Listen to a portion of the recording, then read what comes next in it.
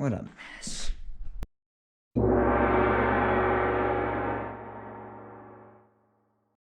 What's up, everybody, and welcome back to another video. I am the Hobbyist, and today we're going to episode 2 of our intro into RC, and today we're going to be talking about all of the electronics you're going to need to get it to run. We're going to talk about their function, which one is better or worse, and also just some general price ranges that you may want to think about. So without further ado, let's get right into it. The first thing we're going to talk about is motors. These motors are what is going to propel your RC forward, back, and backwards. Now, this silver motor right here, this is what we call a brushed motor. Now, this motor, you can tell, has 2 wires. That's how you tell if it's brushed or brushless. And brush motors, how they work is they have little magnetic brushes inside the motor can that spins this little shaft around and around. If you can hear me turning it, that kind of raspy noise, that is the motor turbine. So brush motors can only take a limited amount of power. They don't last a very long time, and they also cannot take a whole lot of power, but they're good for beginners. Now, this is a brushless motor. Now, as you can see, it is 3 wires. That's how you can tell that it's brushless. Now, a brushless motor works by using magnetic rotors, which is what this little piece here is in the back, and what that does is it basically spins it with no friction at all. So these last for much longer, and they can also handle a whole lot more power. Now, these are a whole lot faster, and these are what you're going to find in your higher end RC vehicles. A great upgrade once you're ready to go faster. The next thing on our list is the electronic speed control. This is what connects to your battery via a little plug, your motor via these plugs, and your receiver, which we'll talk about later. But this is basically what controls the voltage of your RC as well as how fast your motor goes. So the one that I'm holding right here, this red one, this is a brushed ESC. So if we work that in succession with the brushed motor, you can see 2 plugs go into each other, and this one can handle LiPo, however it will heat up, but the brushed ESCs work very well, and some can be brushless compatible.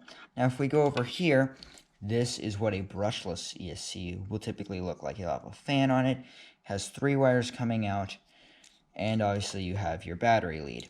Now, these brushless ESCs, as you can see, it says 60 amp. So the amperage is how much power it's going to give your motor. The higher the amperage, the higher the amount of power your motor can get. So this brushless ESC will give your motor 60 amps of power, which is meh good, but it's definitely a lot more power than this thing will give you.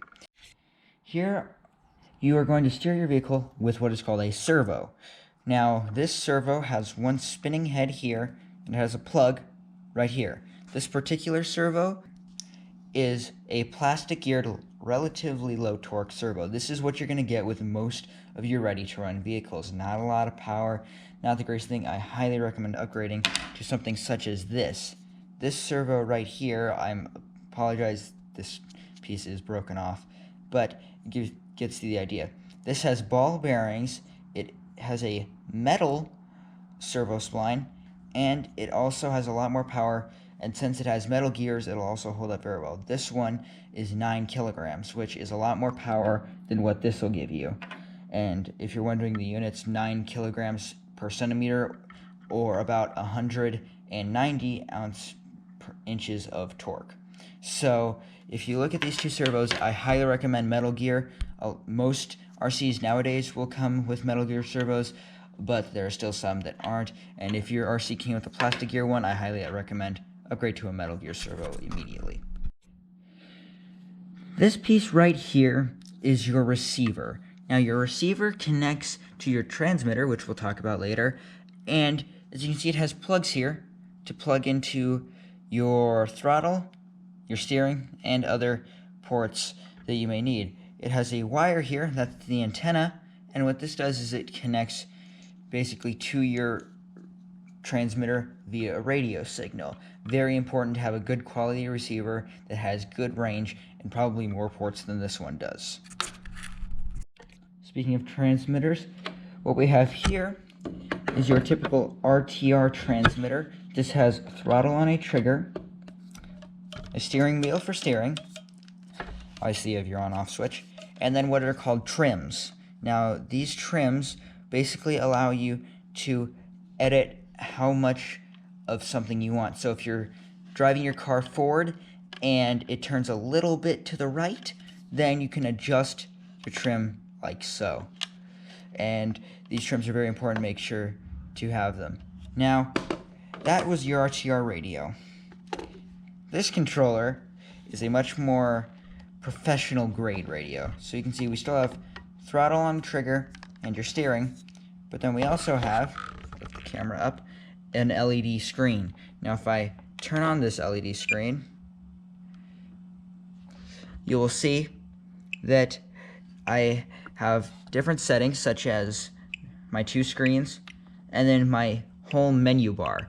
And if you have this specific one, this is a Spectrum DX5C, but plenty of other models of transmitter have this. You have model memory. So as you can see, I have 4 different radio controlled cars set up on this radio. However, this has a model memory of 10. So these radios are what we call a multiple model memory. So just something to keep an eye on. These are a whole lot more expensive. However, they're definitely a big upgrade from that. The final thing that we're going to look at, batteries. You're going to need them. The first battery we have here, this is a Traxxas PowerCell nickel metal hydride battery, 8.4 volt. This battery has a nickel metal hydride chemistry, and they're pretty decent power. This is what you're probably going to use to get started with your RC vehicle, but you're going to want to upgrade eventually. I recommend a lithium polymer battery, or LiPo. This one is an 11.1 volt 3-cell LiPo. These are very, very powerful, and I highly recommend not using these unless you're really confident in your ability to drive your car. This has way more power than this little nickel metal here. Even though the nickel metal may look bigger, trust me, this has a lot more power. But it's also a lot more expensive. This nickel metal, this will run you about $35-ish. This LiPo, this is a $120 battery right here. So it is a lot of money, but it is worth it. Alright guys, so I did say that I was going to do pricing, so let's do that right now. This radio right here with a receiver will cost you about $30, relatively low priced. This radio, which comes with a receiver, will run you about $200. This LiPo, as I already said, will cost you about $120, and the nickel metal will cost you about $35.